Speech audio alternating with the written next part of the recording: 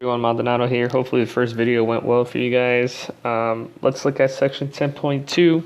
10.2, the title is Find Arc Measures. All right, so we're definitely going to have to understand what an arc is and how we actually find the measurements of these arcs. Okay. All right, so here we go. We have, again, a set of vocabulary and postulates, and that you guys should probably just get down into your notebooks. The postulate should be in your proof notebook. Everything else is a definition, so that could just be in your regular notebooks. Okay. All right, so again, pause the video so you can copy that down. And then we'll go ahead and start. I'm trying to give you basic definitions of what these look like, some imagery. All right, so vocabulary. A central angle is an angle whose vertex is on the center of the circle. Okay, so if we take a look at this circle here, okay, the central angle would be angle ACB. It's the central angle because there's a point on two endpoints, or it intersects two locations of the circle. It intersects A and it intersects B. Okay, and the vertex is located at the center. Okay, so the vertex is at the center of the circle, and you intersects the circle at two locations. Okay, so that's called a central angle. Okay, so central angles are kind of important for us to know.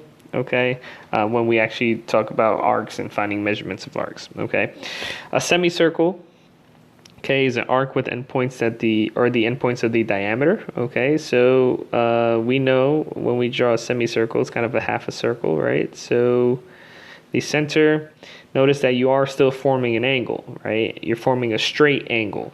Okay, so that's very important for us when we actually have to find the measurements of arcs or the angle that we're working with, right? So that's a straight angle. The straight angle is 180 degrees, and the diameter is the chord that's going to form the straight angle. Okay, but another way we reference that is the semicircle. Okay, because we're technically dividing the circle into halves. All right. Okay. All right, so now let's look here. It says if the measurement of angle ACB is less than 180, then the points on circle C that line the interior of segment of angle ACB form a minor arc with endpoints A and B.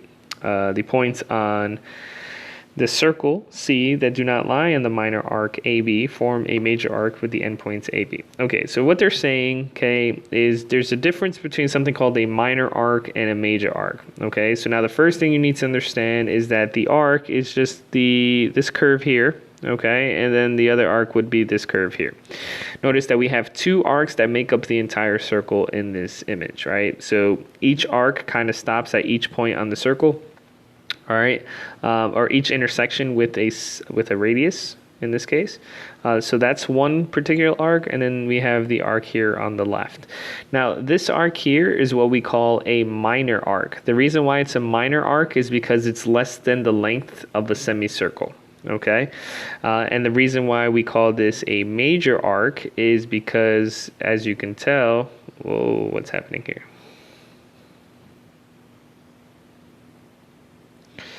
The reason why it's a major arc is because it's larger than a semicircle. Okay, so we have minor, smaller than a semicircle, major, larger than a semicircle.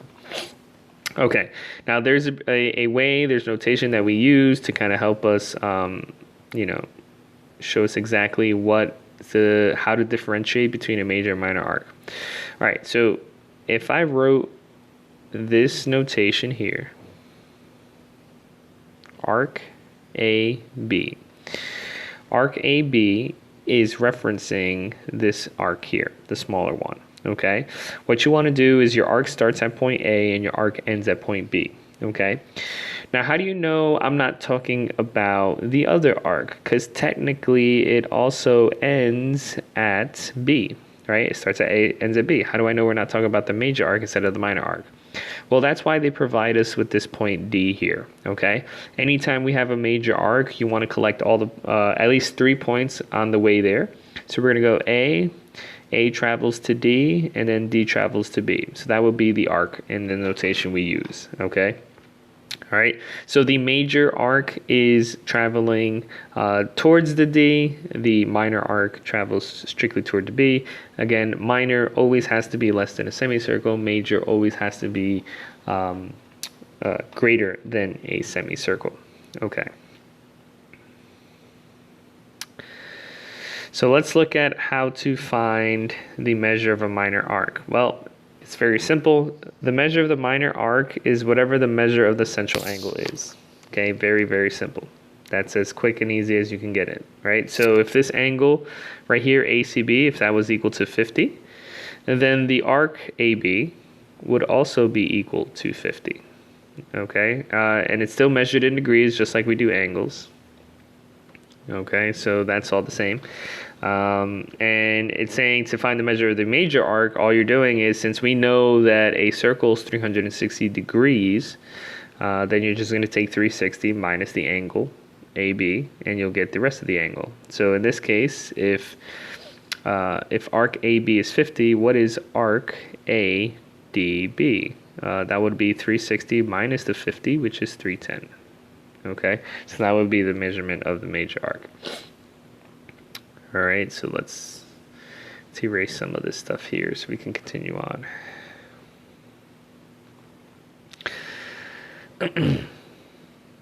Okay, postulate 23, the arc addition postulate. All right, arc addition is the same thing as segment addition and angle addition. So basically what it's saying is if you take two adjacent arcs and you add them, the sum of their measures is what the length of the entire arc would be when you add two arcs. Okay, so same thing as segment addition, same thing as angle addition. Okay, congruent circles are two circles with the same radius. All right, so when we talk about circles, the only way that circles can be congruent is if they have the same radius, right? So if we look here, I'm trying to draw, not erase. Okay, let's say circle, this is circle 1, we have circle 2, circle 3. All right, so let's go A, B, C. Okay, if A had a radius of 3 and B had a radius of 1 and C had a radius of 3, which of these circles would be congruent? Correct, A and C would be congruent because they have the same radius. All right, so that's how we determine if circles are congruent or not. It's all about the radius. Okay, it's all about the radius. All right, and then congruent arcs. Okay, now this is important. For arcs to be congruent, it's not about their measurement. Okay, that's only half the battle. It's actually about the entire the circles need to be congruent so that we can determine if the radius, or the circles need to be congruent, so the radius have to be congruent. Okay, once the radius are congruent, if the arcs have the same measurement, okay, then the arcs are congruent. Okay, so it all depends if you're working in the same circle or in a circle that has the same radius. Okay, so that's very, very, very, very, very important. Okay, so please follow that when you're working with this, but I'm sure there is going to be an example where we work on it in a little bit that's going to deal with that.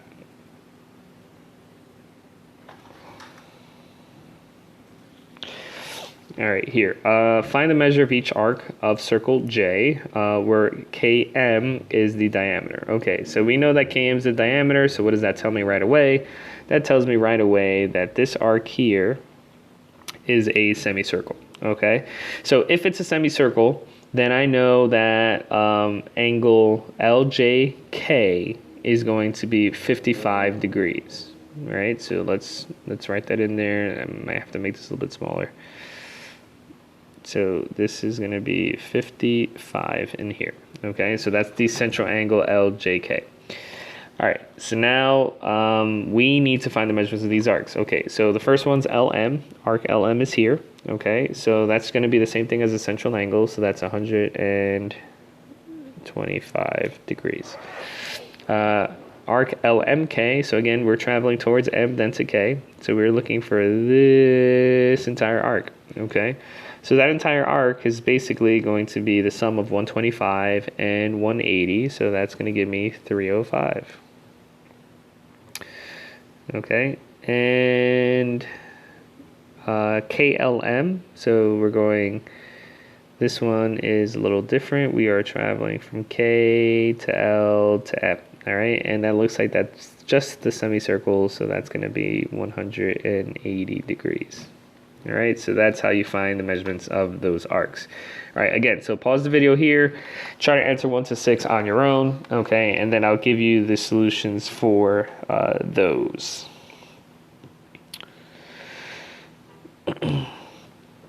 Okay, so the only angle measurement that we don't know here is the angle AEB. So we need to figure out what that is first. All right, so I know that that's a diameter, that's a straight line there.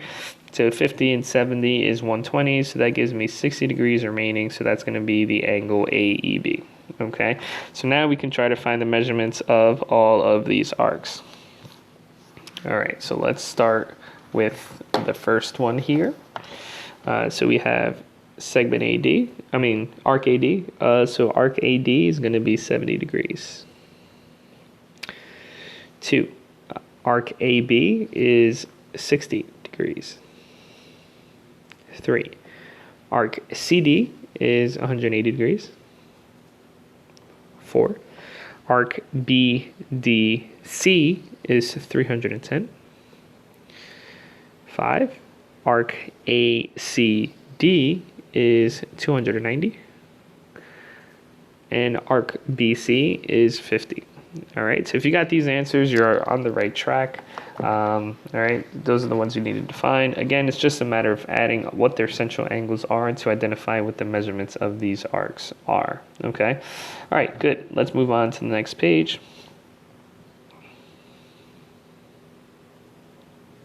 All right, so here is another example, kind of like a word problem. So it says several students were recently asked about their favorite color. The results are shown in the graph. Find the indicated arc measurements. Okay, so we just need to figure out, exactly what the indicated arc measurements are. So the only angle we don't have here is representing for green. All right, green's the only one we don't know. All right, so let's see. We have 100. We have 150 is plus 75 is 225. 225 plus 120 is 345. So, green is there 15. I did not notice that. That's there. All right, so a lot of work that we did for no reason. Okay, all right, so it's just a matter of finding the measurements of the arcs. Shouldn't take us too long. All right, so measurement of arc RT. So RT here we have is the 15 plus the 120. So A is 135 degrees. B, PRT. So we have P, 75. Okay, R is this direction. So PRT is here. All right, so we want everything except the 75 degrees, right? So that's going to be 285 degrees. 285 plus 75 gives me 360. So the only part I'm not using is the 75 degrees there. So we're just removing 75 from 360.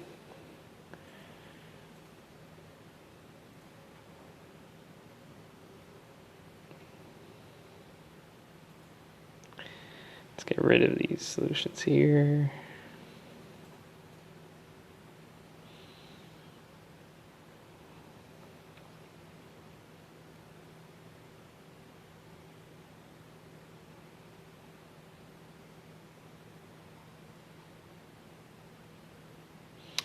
All right, RTQ. All right, so RTQ, all right, we notice that that's going to be RTQ, so everything except 100, so that's going to be 260 degrees. All right, and then we look at D. Let's get rid of that. All right, so D is STQ, so we're traveling from S to T to Q. All right, so we're doing everything except 115. Okay, so we're going to have 245 as our measurement there. Okay, so those are the measurements of the arcs. Okay, again, if you feel comfortable with the things we've been doing, you can always pause the videos, try them by yourself, and then we can show you the solutions after. All right, so same idea here. We need to find the measurements of all of these arcs. Okay, so We just first need to figure out what the measurement here is. So I have 110 plus 70, so that is going to be 180. All right. So then this here is just going to give me whatever I need to get the 180. So I have 70 plus 35 is 105. So this is going to be 75. Okay, 75 is the angle there. Okay, so now let's pause the video, see what you're going to get for each of these angles. Okay, so let's look at number 7. AED is a semicircle, so that's 180 degrees. Arc AC is 75 and 35, so that's 110 degrees. Okay, number 9 is arc ACE, so that's another 100. That is not, oh my God,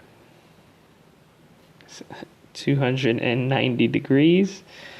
All right, because we're excluding the 70. 10 is arc BE. So now you have to understand that it's the minor arc, so it has to be less than the semicircle. So that's going to be 145. 11, arc CDE. So that's going to be the diameter, so semicircle. And then 12 is arc AEC. So AEC is excluding arc AC, so that's going to be 250 degrees. Okay, so those are the answers for 7 through 12. All right, and then the last thing we have to do is identify where, if the arcs are congruent, and then explain why or why not. Okay, so let's look at A.